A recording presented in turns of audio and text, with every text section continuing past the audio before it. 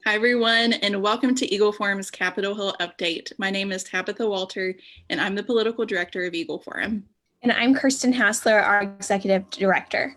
The Easter recess is over here in DC, and the House Democrats have been anything but not busy.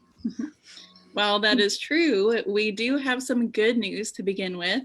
Earlier this week, House Republican Whip Steve Scalise, Representative Kat Cammack, and Representative Ann Wagner filed the discharge petition for the BornAlive Abortion Survivors Protection Act. Representative Wagner's legislation, which is H.R. 619, the BornAlive Survivors Protection Act, mandates that any infant born alive after an abortion receives the same standard of care as any newborn baby. This legislation would also institute penalties for abortionists who allow infants to die or who intentionally kill a newborn. Upon being signed by 218 members of the House, the discharge petition will force a vote on the BornAlive Abortion Survivors Protection Act on the House floor. It's such a tongue twister, that name, huh? So we are hopeful we can garner enough signatures this Congress. We were really close last Congress, but we have an even slimmer margin to the majority this time around.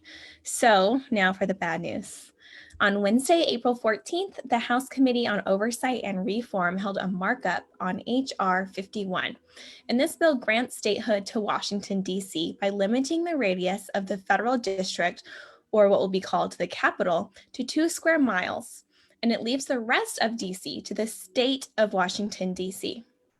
Now, you might not know, but a markup is the last step needed before a bill heads to the floor for a vote. Republicans repeatedly warned of not only the unconstitutional manner of H.R. 51, but also how out of touch the Democrats are with what actually needs fixing in the U.S., like the border crisis.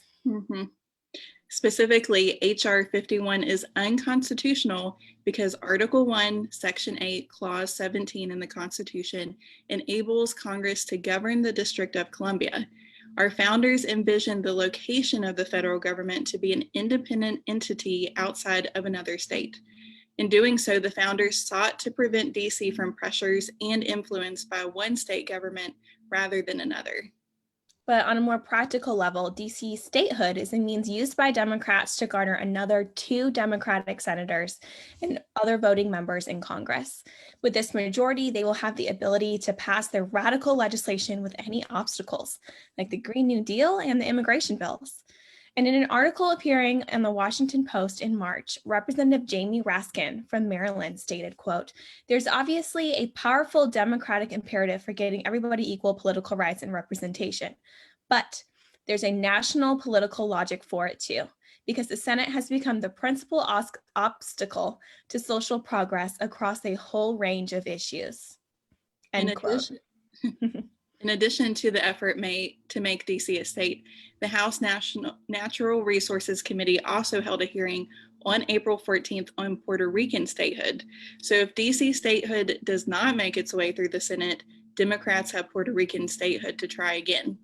H.R. 51 is expected to be considered by the House next week or the week after, so please be sure that you are signed up to receive our legislative action alerts so you can sound the alarm to your representative.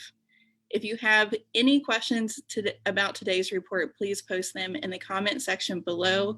Don't forget to sign up for our emails and alerts at eagleforum.org so you don't miss taking action on this. We will see you back here next Thursday at 2 p.m. Eastern. See you later.